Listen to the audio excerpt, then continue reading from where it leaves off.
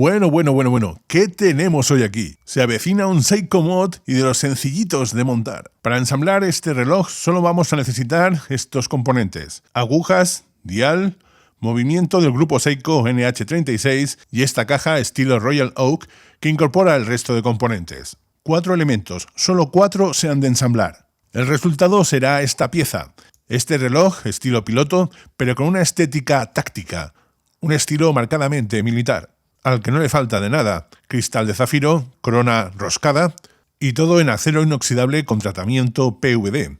Y en definitiva, un reloj exclusivo que no habréis visto en ningún otro sitio. La primera operación que debemos realizar es retirar el brazalete.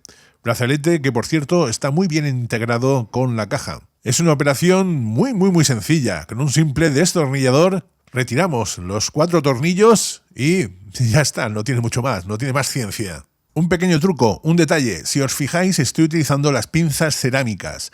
Con ellas es prácticamente imposible que rayemos o bien la caja o los tornillos que están pulidos, cosa que sí podría ocurrir con las pinzas metálicas. El único inconveniente es que las cerámicas resbalan un poco más que las metálicas y se dificulta un poco la operación. Como podéis ver, se me caen los tornillos y es un poco drama, pero merece la pena por evitar algún accidente, algún rayote en la caja. Estoy empezando a buscar también destornilladores de este material, de cerámica, pues realmente dan un resultado excelente a la hora de evitar estos accidentes. Quiero que nos detengamos un momento en el detalle del arnés de este brazalete, que está perfectamente mecanizado.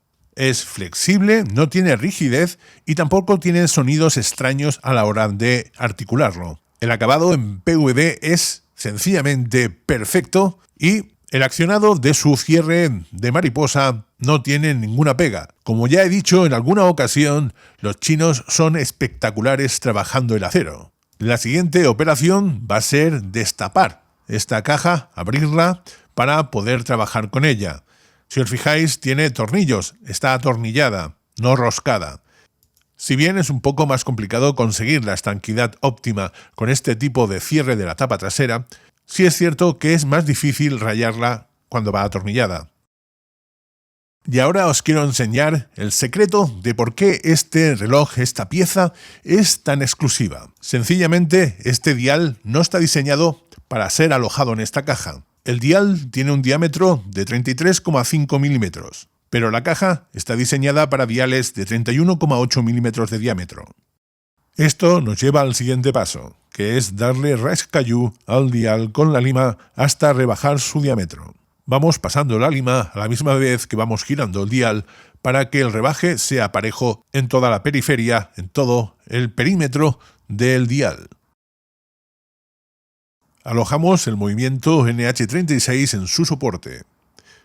Fijaros que este es un movimiento de corona a las 3. Cuando vayáis a adquirirlo, fijaros en este detalle. Os quiero mostrar cómo el cambio de la fecha es lo que llamamos un cambio lento. Al contrario de otros calibres más caros, este calibre un poco más modesto tarda hasta 4 horas en cambiar la fecha. Es lo que llamamos un calibre de cambio lento de la fecha. Es por este motivo que buscamos el comienzo, el momento en el que va a comenzar a cambiar la fecha para colocar las agujas a las 12.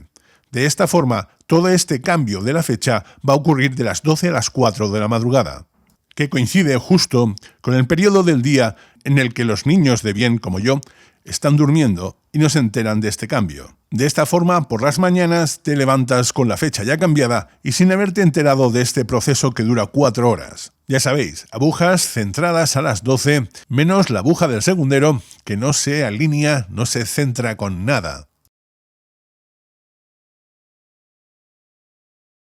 Antes de encajar, hay que retirar cualquier mota de polvo o de virutas de latón o cualquier elemento que haya en el dial. Para ello utilizaremos el ródico y también nos ayudaremos del soplador. El objetivo es dejarlo todo perfectamente limpio. Esta operación también es mejor hacerla ayudándonos de la lupa del relojero. No hay nada más desagradable que encontrar suciedad en el dial cuando ya está encajado, ya está todo cerrado. Si hay algún elemento que está pulido o que está cromado, también hay que pasarle el ródico para que brille con todo su esplendor.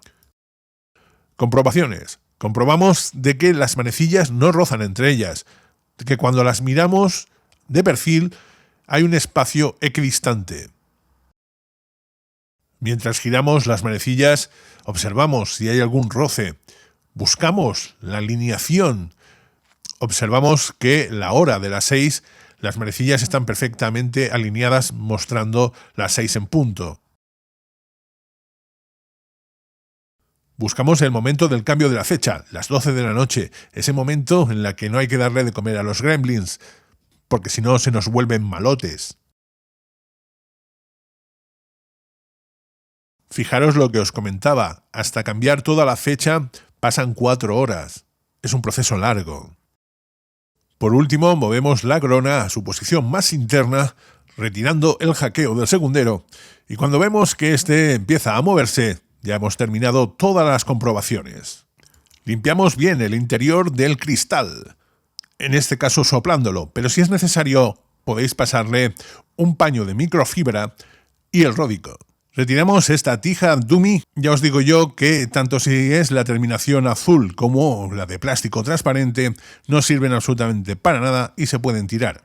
Como ya he dicho en muchas ocasiones, la caja va al movimiento y no al revés. Os evitaréis muchos problemas. Ahora procederemos a cortar la tija.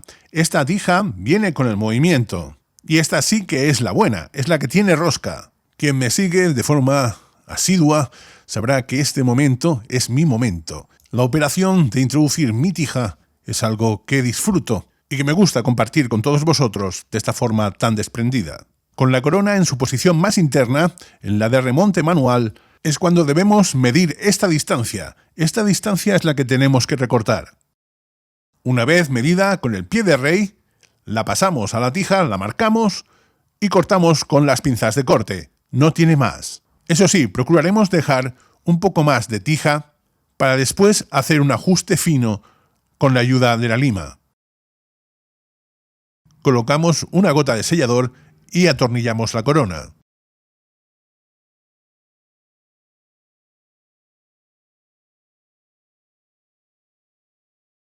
Engrasamos bien la tija con la grasa de silicona, pues esta protegerá la tija y mejorará las operaciones que hagamos en el día a día con la corona. Por último, penetramos nuestra tija hasta el fondo, momento en el que se oye un pequeño clic. Colocamos la bata o anillo de sujeción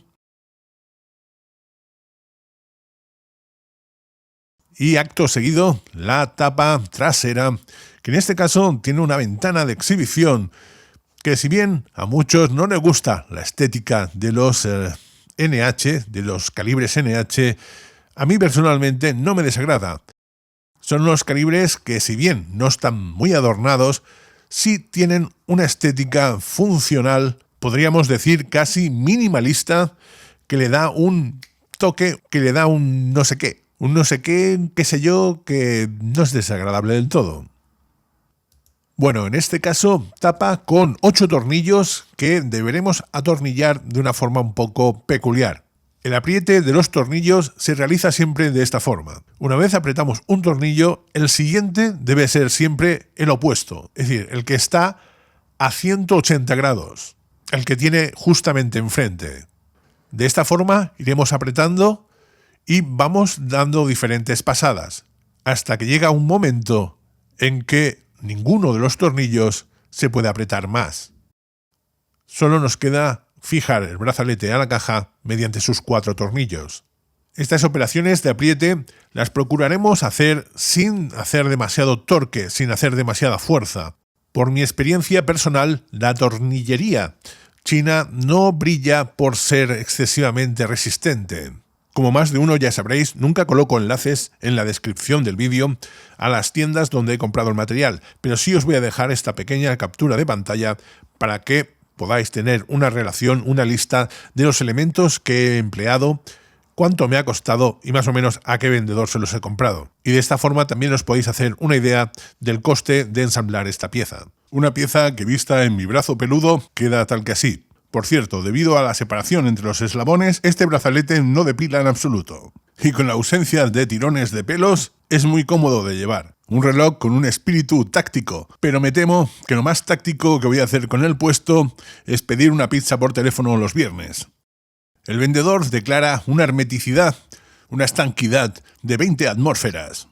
Pero como yo no me voy a sumergir a 200 metros de profundidad, porque entre otras cosas floto como una boya, lo más parecido que se me ha ocurrido es someterlo al chorro de agua. Y ahí tenéis al reloj bajo el chorrazo.